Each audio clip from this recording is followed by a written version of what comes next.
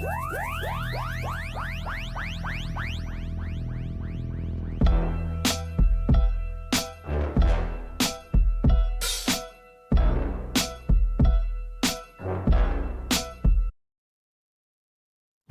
welcome back to another episode of Third and 23. I'm your host, Alex, here to bring you my week 15 NFL picks and predictions. Had a light week last week, went 1-1, so brings us to 32 and 26 on the season. But before we get into that, I want to introduce my sister, Tamra. She's Hey somebody who guys. is she's somebody who's a betting aficionado, and I'll go ahead and let her introduce herself and what brings her to my channel today. Hey guys, I'm Tamra. Yeah, I love betting. Specifically, I do a lot of fantasy football. I'm a commissioner in one league. I'm in two others. Normally, I do a lot better. This year, a lot of injuries ruined my season, and so I just missed the playoff cutoff everywhere. I'm not done with football, and I'm here to learn some smart choices to bet like a pro. So I'm here with my bro. All right, all right. So, to getting into it, if you're watching this video and you're like my sister, you want to get to know the betting basics out there, what kind of bets you can do. Out here on your screen, we're gonna break this down from the top. So, starting off spreads. If you're a follower of this channel, you know I talk ATS all the time. Sports handicapping is what this channel is about. So I'm constantly doing the spreads for different games, both NFL and college. So the spread is just the team must win or lose by the spread number. So you'll log into your betting platform and you'll see a -6, for example. That means that team is a 6-point favorite. For you to win that bet, that team has to win by 7 or more. If you were to take the underdog, they would have a +6 next to them. For you to win that bet, you would take the underdog and they would have to lose by 5 or less or win the game. The money line is predicting the winner outright. So that's just straight up. We don't do straight up bets on this channel, but this is your least risky option. You're essentially just picking the winner of the game. You'll see something like -200 next to the favorite or +300 next to the underdog. If you believe the underdog is going to win, you would take the +300. If you bet that money line outright, you win more money than you would if you just took the underdog with the points. And if you took the favorite, say the -200, you would win less money than if they covered the spread. Moving on, over under. Every once in a while, I'll mention over unders on here, but I don't really bet them. But it's the total points for both teams. So you'll see something like over under 44 points. Basically, both teams have to score over 44 for you to win the bet if you were to take the over. And if you were to take the under, both teams have to score under 44.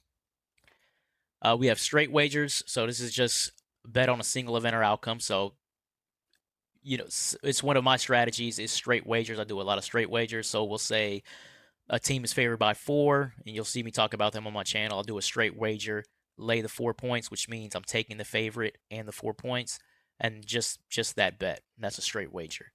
You have a parlay. That's a combination of 2 or more bets into one wager, so kind of chaining together different bets. You have 2-team parlays. I will do 3-team parlays. I will do so. It just essentially means 2 games on a parlay on a bet, 3 games on a betting ticket, and so on. You can do as many as you'd like. And then finally, prop bets, which are really popular now. This is really something that my sister probably would enjoy, and others like her if you're really big into fantasy football, which I'm big into fantasy football too, but I just haven't got into it. You're betting on specific player or game events. So, example, Derrick Henry anytime touchdown is a prop bet. So if you take that bet and Derrick Henry scores a touchdown, you win that bet. So if you're into fantasy football, this might be something that would interest you. All right. So the money line, then it's just straight win or loser. But you said straight wager is win by X, lose by X. So the money line is straight winner or loser. The Okay. spread is the team must win by X, or the losing team, if you're taking the underdog, they must lose by X. Straight Okay. wager is the type of bet you can do essentially as far as how many events, outcomes, games, etc. you're going to put on your betting ticket. So a straight wager is just one event. Basically, the Cowboys play Carolina this week. You want to Okay. take the Cowboys. The Cowboys, I believe, are a 3-point underdog. I'll take the Cowboys on your betting ticket. You put the Cowboys +3, and that's it. You don't put any other games on there. That's a Oh, straight wager. A got parlay it. would Got be it. if you took the Cowboys and then you put multiple events, which would be multiple games. You put the Ravens on there and you put the Chargers on there. Now you got a three-team parlay, Yep. essentially. Okay. And there have been times I had a single player like that Derrick Henry example, plus a certain team wins, plus an over under. When I've done that, is that a parlay then, or is That that just three that's prop bets? that's also a parlay. If you're doing an over/under, you can link an over/under with a spread bet. For example, in your example, if you were taking, say, the Cowboys with a +3, and then you would take the Yeah. over 44, for example, you're already on a parlay. Then you can prop bet. You can add prop bets to that parlay as well. It's Hmm. still a parlay. So you're just, if you win, if you hit on all of your bets on a parlay, it comes with a high reward. So parlays are high risk, high reward. Just to give you guys some idea of parlay accuracy. So historically, two-team parlays, so essentially two games on a parlay ticket, has a 25% historical accuracy, and a three-team parlay is 12.5%. So that's why you don't see a lot of parlays get hit, because you get hit with the one hitters. You got one game wrong, and now the whole betting ticket is in the garbage.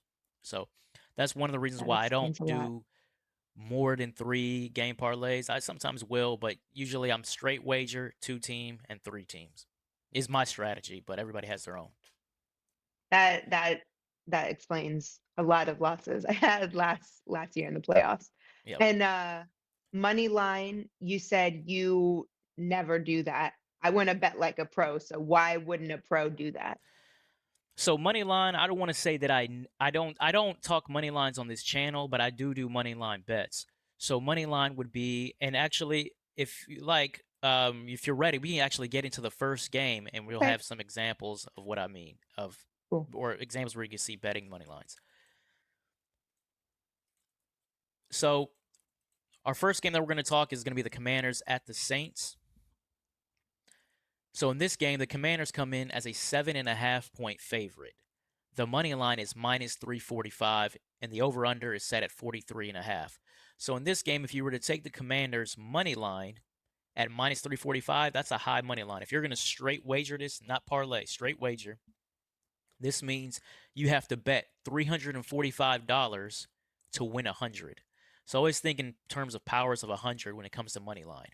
So -345 means you have to bet 345 to win 100.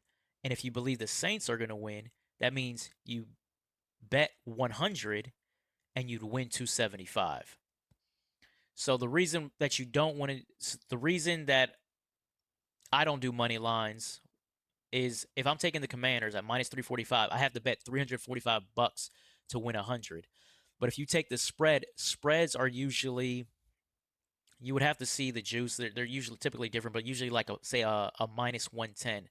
Essentially, that means if you bet 100, I'm sorry, if you bet $110, you win 100.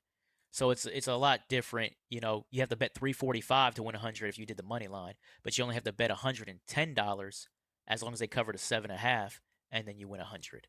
So it's Are we less money that you have to spend for the we're same talking profit. profit here. So if I Profit, yep, spend 345, I'll get an extra 100, making yep, my total 440. Okay, okay. yep. And That's then for the Saints, if I spend 100, I'll get 275 on top of that, making my total 375. correct. Got it. Okay, okay. And that's why, so on Hmm. the other side, if you were to take the underdog, if you were to take the Saints and you bet $100 on the money line to win outright, and they went outright, you'd win 275. Let's say you took the +7.5 and the Saints still went outright, and you bet $100. You probably, depending on what the juice would look like, you probably only win $90. See the difference? Okay. So you said something earlier, and I've got my sports betting app up in front of me. So I do see the 7.5 spread, 7.5 spread, but I also see that 110. So can you say that 110 So is the that one, if I bet 100, I yeah, could get 110? so that the 110, when you see that next to the spreads, that's essentially the, what they'll call it, the juice, the vig, depending on who you're talking to. But it basically just means that if you were to bet $110 on that -7.5 for Washington, you would win 100. So think of it in Ah, terms of okay. that. That's what that means. That's Okay, why I got it. say if you were to take the spread and you were to cover and you bet $100 on the spread, for example, in this situation, you'd win $90. If you bet, well, let's phrase it well enough. And if you bet $100 on just the money line, just Washington to win straight outright, I mean, do some quick math here, but you probably only win about $35. So Got that's it. why the spread has a bigger payout if you're taking the favorite than the money line, and the vice versa. If you're taking the money line on the underdog, it has a bigger payout than if you're just taking the spread. Okay, got it. So high risk, high reward, but in Essentially, some cases yeah, low risk, low reward. Okay. yep, that's exactly how to look at it. So, actually, you have any other questions on the spread, money line, overs in No, this? I think that's clear. All right. So then we're gonna go on to my pick in this game. And to break this game down, for those of you who don't know, if you haven't heard the news, Derek Carr, the quarterback for the Saints, is going to be out for this game. So they're going to go with Jake Hayner, who is essentially their third string quarterback this season. He's never started a game in his career. He's gotten some reps, some snaps this year. He came in the Chargers game where Derek Carr was injured in, and he played. He didn't play that well. I believe the Chargers won that game 26-8. So this is a game where you're talking about a backup quarterback with no receiver options, because as you know, Chris Olave is out, without any threatening receiver options for a quarterback like Jake Hayner, at least. So now you're talking about no balance with Alvin Kamara in the running game, because I don't expect the Saints to have a strong passing game, despite the fact that the Commanders aren't a strong pass defense. So now the Commanders are going to be stacking the box against Alvin Kamara. On the other side of the ball, you look at the Washington's offense, average 156 yards rushing per game on the ground. That's third in the NFL. Going against the Saints run defense that allows 5 yards per carry, that is dead last in the league. 134 yards per game, that's 25th in the league. You have to expect that Brian Robinson, Jaden Daniels are going to be able to get off on the ground, both with Robinson's running and Daniels scrambling. Then here's another thing to note. And this is what if you watch a lot of football, if you watch young quarterbacks, or if you watch bad quarterbacks, they all do the same thing. They all, for whatever reason, take a lot of sacks. What it is on third down, they can't get off the primary option. The Saints allow pressure on 23% of their dropbacks this season. That's 22nd in the league. So already you're talking about a weak pass protecting O line. Weak pass protecting O line with a backup quarterback who's never started a game against Washington team. That's middle of the pack in terms of pass rush. I expect this Washington team to get more pressure on the quarterback than they typically do, even making the Saints even more one-dimensional. So this is a game that you're going to have to be able to keep pace. The Saints offense is going to have to try to keep pace with a Washington offense that's going to be able to move the ball on the ground at will against this Saints offense. I just don't see Jake Hayner and that pedestrian core of receivers being able to do that and keep that balance. So for that reason, I'm taking the Commanders and I am laying the 7.5. Would you do a prop bet on this one? Would you do 156 yards rushing or So a certain number of sacks? so for the prop bets, I would have to look to see what prop bet options are in this game. Mm, One prop bet that would probably interest me is something that is something related to Jaden Daniels. Jaden Daniels, for those who don't know, he played his college ball at LSU. The rookie won last season. He won the Heisman Trophy at LSU. So this is going to be kind of a homecoming. He's not from New Orleans, but this is going to be kind of a homecoming in the sense of his college was in Louisiana. So I expect Jaden Daniels to have a huge game in this one in front of a crowd that's probably going to be pro Jaden Daniels, despite the fact that he plays for the opposing team. So I would have to look at some prop bets that are surrounding Jaden Daniels, but I would be interested in something like that. okay. Moving on, we have the Ravens at the Giants. So for those of you who don't know, for those of you who don't follow the NFL like that, the Ravens are 16.5 point favorites, and this has been called one of the biggest regular season spreads we've seen in recent memory, and for good reason. The Giants, Drew Lock is now hurt, so now they're going back to Tommy DeVito. If you've heard me on my Giants Bucks video, I talked about Tommy DeVito. I know that he's got some kind of hold over that Giants fan base for whatever reason. The guy can't play football. He's got a pop gun arm. He won't have what it takes to be able to go against a Baltimore Ravens defense, against a Baltimore Ravens team that's a Super Bowl contender. He's going to be one dimensional because Tyrone Tracy in that Giants running game is going to go anywhere against the Ravens defense that is number one in the league. And by the way, before I get into those stats, let me ask my sister, do you have any questions on the spread money line here?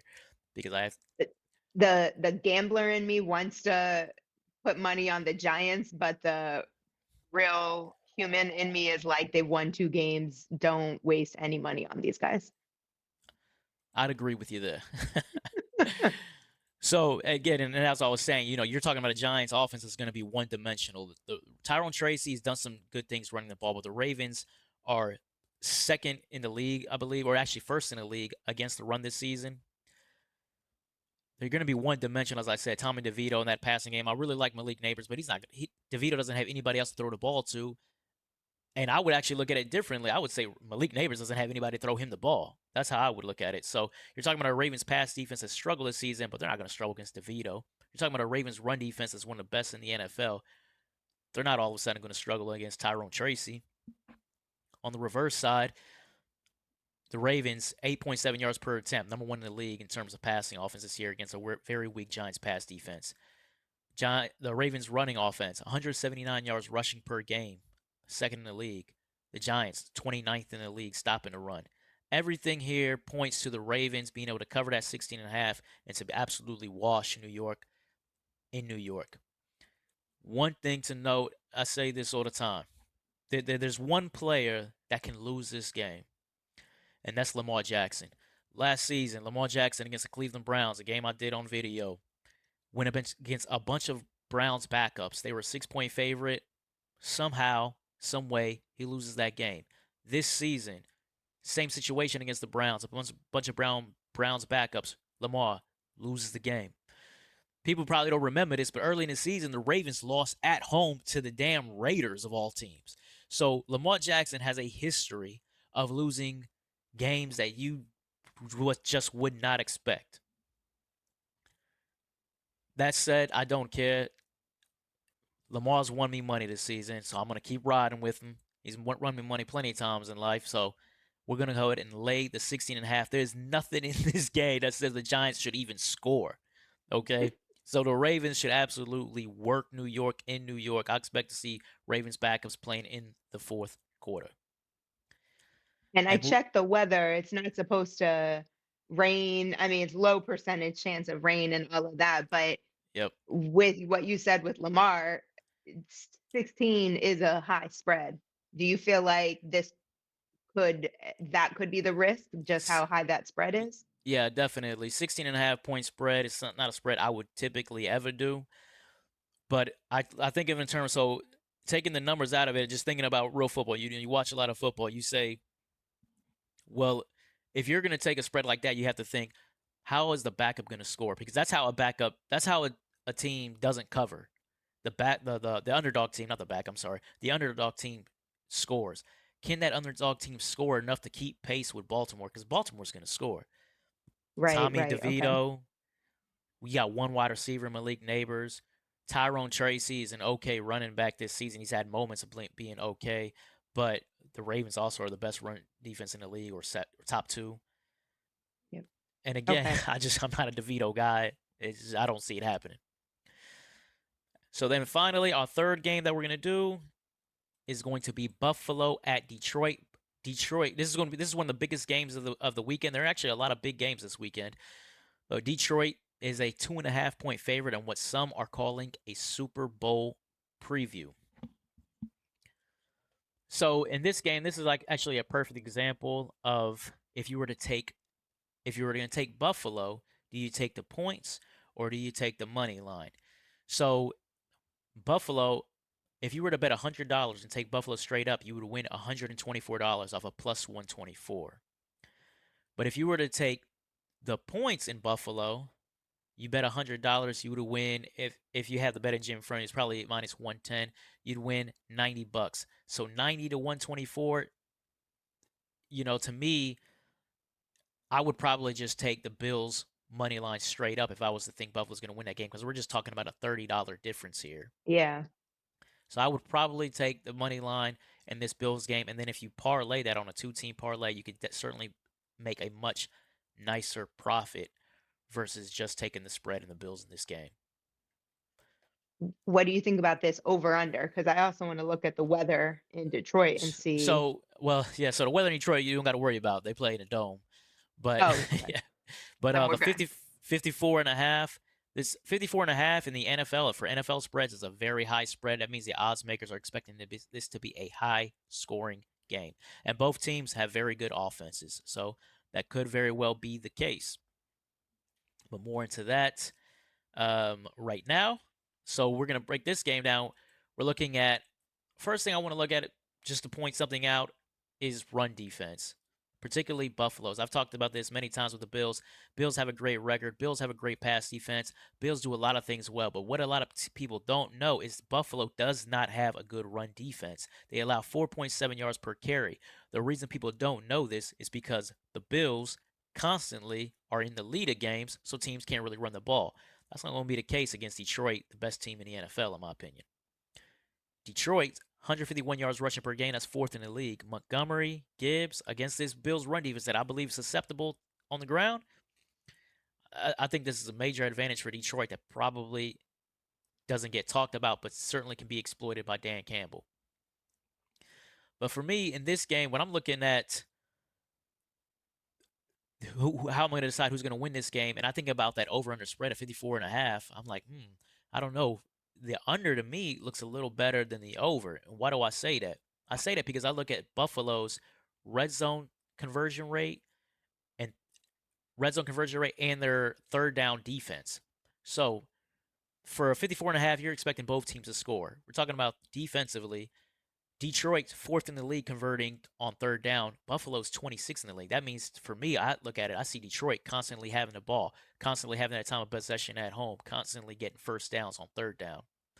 Second thing to note is when Buffalo has the ball in the red zone, they allow, that should say, I'm sorry, they score 54% conversion rate in the red zone.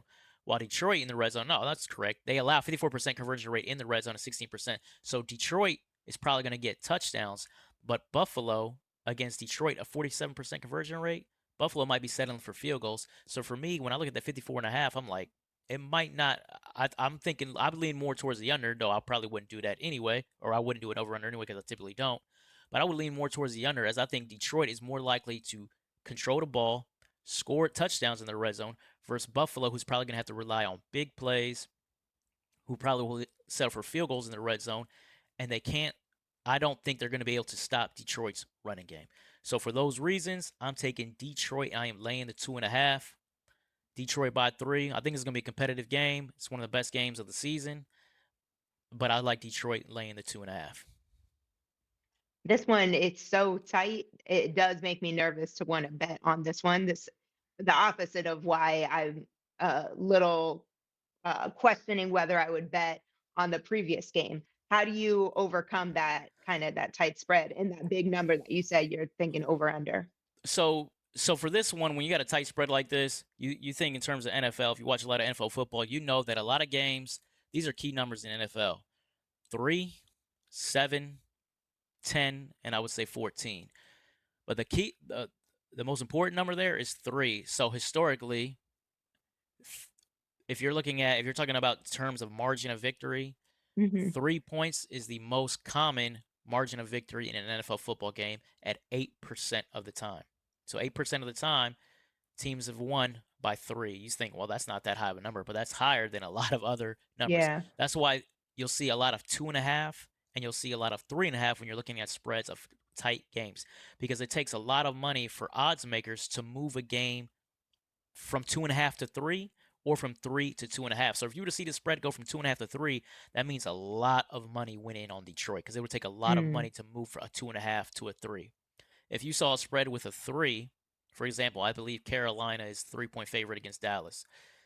You see a spread with a 3, to move it off of from 3 to a 2.5 or to a 3.5, move it up, it would take a lot of money either on Carolina or on Dallas to be able to move that. So that's why 3 is always a key number when you're looking at these tight spreads. So you think about it in terms of margins of victories you've seen, 17-14, 20 to 17, 24-21. These are typical margin of victories that you see in the NFL.